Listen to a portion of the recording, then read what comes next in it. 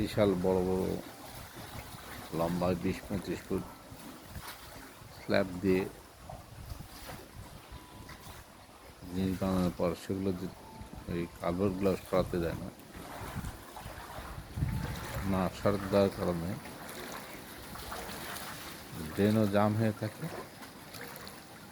ড্রেনের ময়লাগুলো যায় না, ময়লাগুলো আটকে থাকে।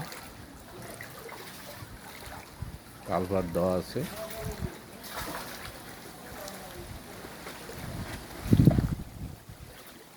কালভার্টগুলো আটকে দিয়েছে, যার থেকে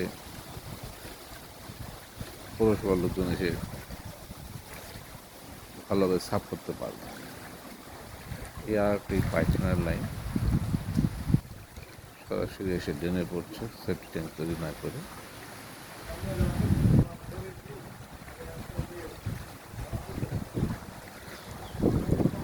সমস্ত রাস্তায় একই অবস্থা।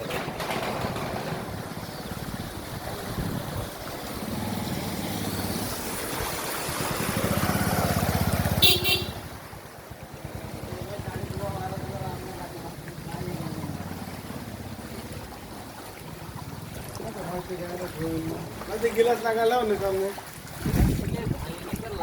लगा ली ना